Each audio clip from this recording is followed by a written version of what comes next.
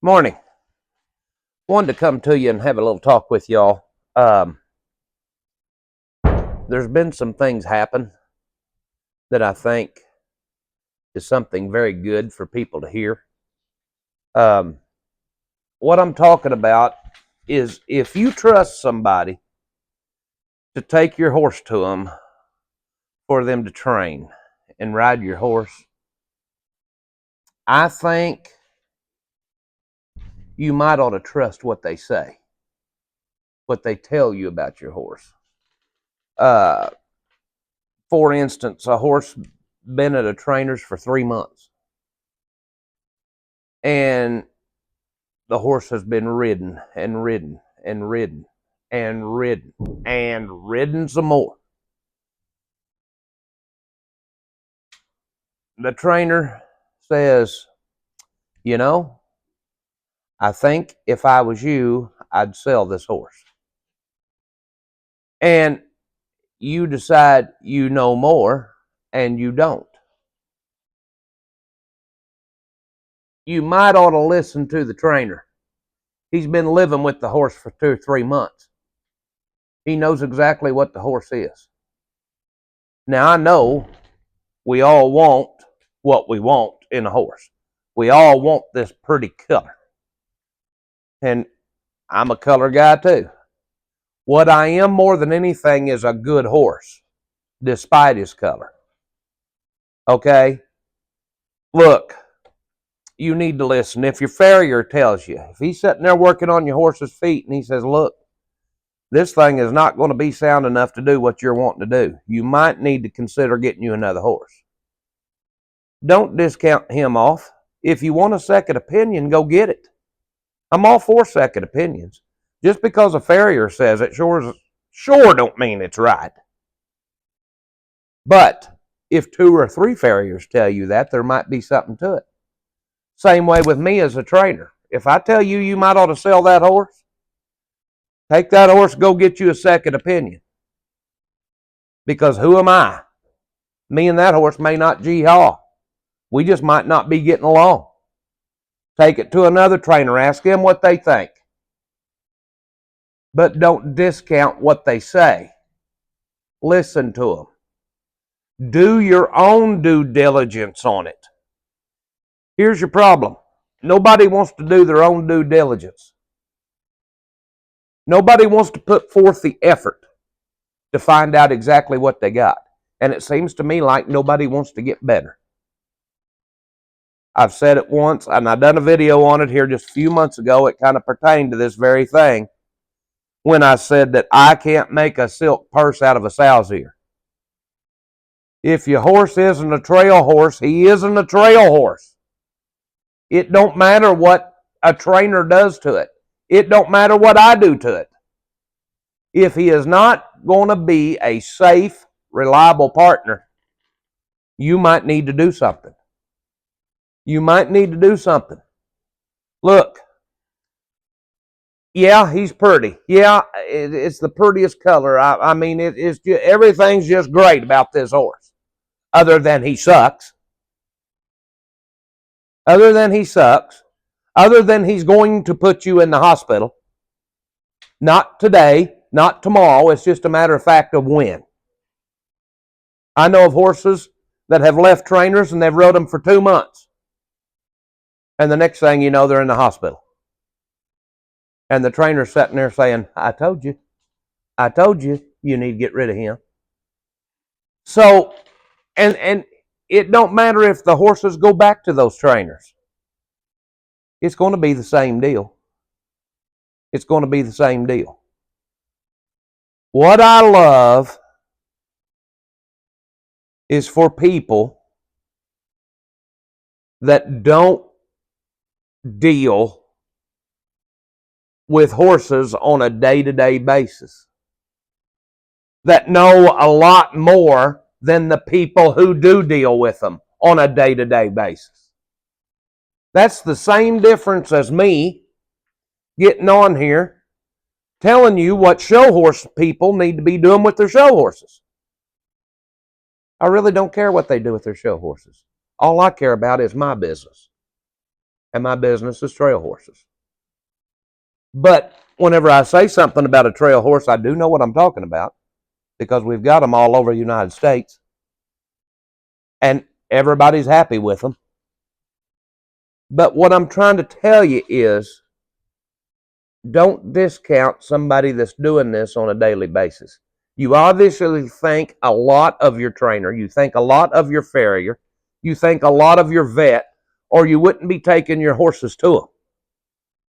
So if you think about that, and you think a lot of them, and you trust them, why are you not trusting when they tell you you need to get a different horse to fit your needs? Okay? Like I said, they'll tell you that, well, you might hurt your feelings. Well, now that's old Blue there. I tell you, I just love him. Well, sure you do. How you going to love him whenever you're laying in the hospital? How much you going to love him then? How pretty is he going to be then? How pretty is he going to be whenever you're laying there? You're going to be sitting there thinking, I wish I'd have listened. I really wish I'd have listened. And like I said, people are wrong. People will tell you stuff sometimes and make a legitimate mistake and be wrong. Because I'll promise you, I'm not perfect, and nor do I profess to be. But if I tell you something like that, load your horse up, take it to another trainer, let him ride it. Him or her ride it. Somebody else that you trust, somebody else that comes by highly reputable.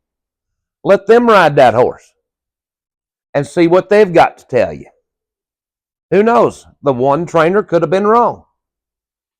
Whenever 2 or 3 of them are telling you you need to do something, you might want to start listening.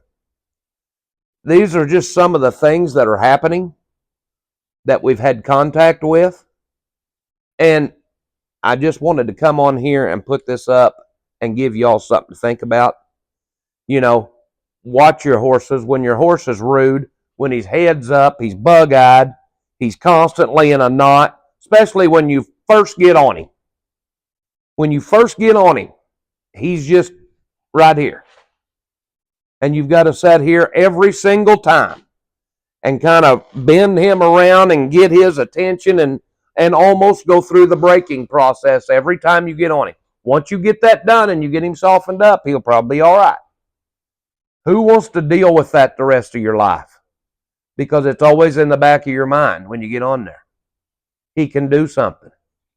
That's why you're up there. We tell people, do not drop your reins and ride your horse off. I don't care how broke he is. He is a horse. He's a horse. Read your horse the whole time. When you go to the stall and get him out, look at him. Does he look relaxed? Does he look like he's with you? Or is his head up here and he's looking 20 miles off? Squealing and prancing around and carrying on? Let me tell you something. If he's doing that, that's not a safe horse. Just jump up there on. You need to get him in a round pen. You need to do something. That goes back to the training stages. Who wants a horse that you have to train every time before you get on him and ride off? Who wants that? I'm a trainer and I don't want it. She's standing right there. She can be turned out in the pasture for a year. I can go catch her, step on her, and put anybody I want to on her and not worry about them. How much is she worth? She's got a mind. She's done been through it. A lot of these horses do not have those kinds of minds. We just sold a horse in Michigan. Man drove down here and I'm showing him the mare and everything, and he looks at me and he says, Mike, I've drove all the way down here from Michigan. I want you to tell me why I should buy your horse. I said, that's easy. Her brain. You can wrap this up in any color package you want. But at the end of the day, I'm selling a brain here. And let me tell y'all folks something right now. Them brains are getting harder and harder to find. Those good-minded horses is what I'm talking about. Good-minded horses are far and few between. You've really got to look to find them. Once you find one, then you've got one.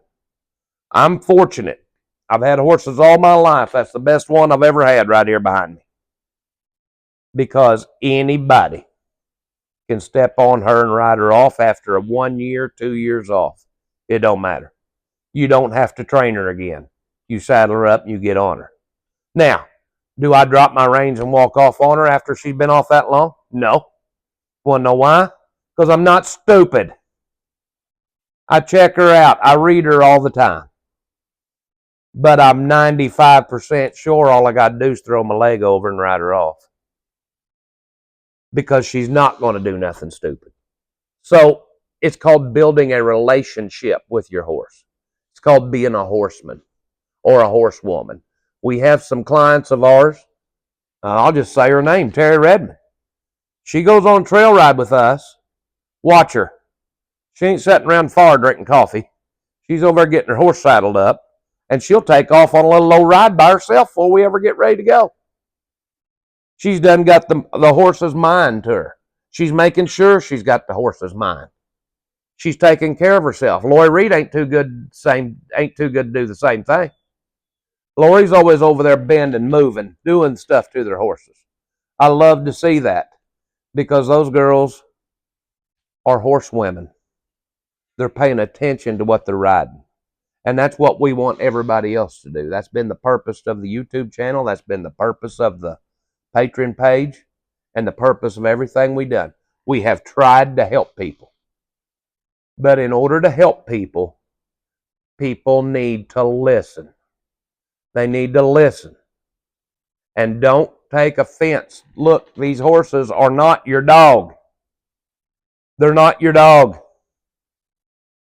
They're 1,000-pound animals that can hurt you at any time. You need to step up. And you need to look at things for what they are. So, we just wanted to shoot this video for y'all. If there's anything we can do to help you, just please let us know.